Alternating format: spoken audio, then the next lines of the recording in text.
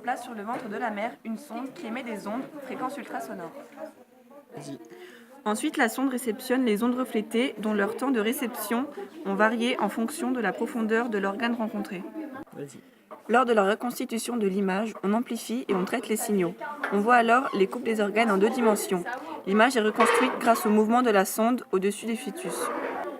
Pour obtenir les ondes sur l'oscilloscope, on utilise un émetteur qui envoie des ultrasons et un récepteur qui les réceptionne et les transmet à un ordinateur. Ensuite, on peut lire sur l'oscilloscope, sur l'axe des abscisses, les unités de temps, donc ici 0,2 millisecondes par division. Puis sur l'axe des ordonnées, la tension, donc ici qui est de 10 volts par unité. Pour déterminer où se trouve l'objet dans une boîte, on balaye la boîte avec l'émetteur et le récepteur jusqu'à obtenir un signal. Les bords de l'objet se situent là où le signal apparaît en premier, donc c'est-à-dire environ ici pour celui-là. On prend ensuite les mesures selon les côtés qu'on a trouvés, donc on a balayé aussi dans ce sens, puis on prend toutes les mesures afin de trouver la largeur et la longueur. L est la longueur aller-retour entre l'objet et la sonde, et delta T est le temps que mettent les ultrasons à faire l'aller-retour. V est la vitesse de propagation des ultrasons, donc c'est de 340 millisecondes par seconde, mètres par seconde. On remodule la formule pour pouvoir calculer L, car on connaît déjà V et T grâce à l'oscilloscope.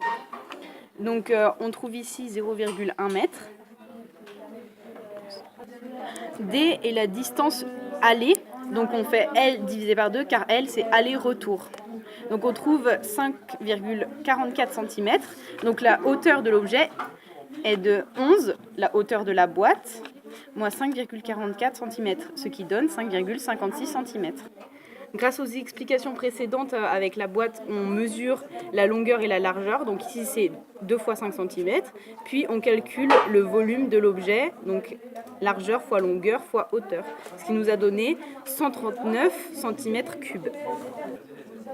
On peut obtenir une image blanche, noire ou grise selon si les ondes ne sont pas du tout renvoyées, donc ce qui donne une image noire, un petit peu totalement renvoyée, donc une image blanche, et partiellement renvoyée, donc une image grise.